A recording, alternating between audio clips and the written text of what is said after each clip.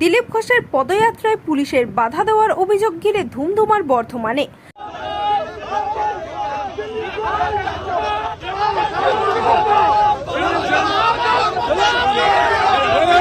দিলীপ ঘোষের উপস্থিতিতেই পুলিশের সঙ্গে বিজেপি কর্মীদের ধস্তাধস্তি। প্রচারে অনুমতি না থাকাতেই আটকানো হয় বলে দাবি পুলিশের। অন্য একটি দলের অনুষ্ঠান থাকায় ওই রুটে প্রাথমিকভাবে পদযাত্রা না করার অনুরোধ করা হয়, কিন্তু তাতেও বিজেপি কর্মীরা পুলিশের বাধা টপকে তেলিপুকুরের দিকে যেতে গেলেই তাদের বাধা দেওয়া হয়। পাল্টা বিজেপি কর্মীর দাবি, প্রচারে প্রতিবন্ধকতা তৈরি করতেই ইচ্ছাকৃতভাবে নানান অজুহাতে অনুমতি দেওয়া হচ্ছে না শাসক দলের ইন্ধনেই। বর্ধমানের পারবিরহাটা এলাকার ঘটনা।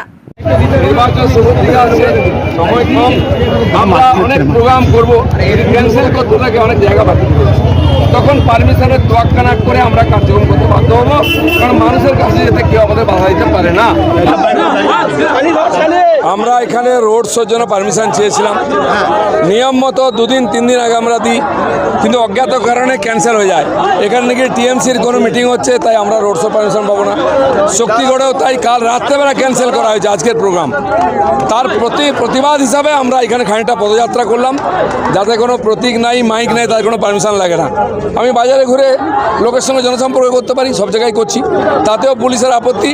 তার প্রতিবাদ করেছি, যদি এরকম হয় তাহলে আমরা বিনা পারমিশনে সব জায়গায় প্রোগ্রাম করব।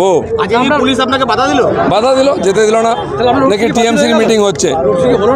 রোড শো তো পারমিশন ক্যান্সেল করেছে, আমরা করছি না, কিন্তু তার প্রতিবাদ করলাম। চলুন, ধন্যবাদ। সকালে পুলিশ আজকাল এটাই হবে।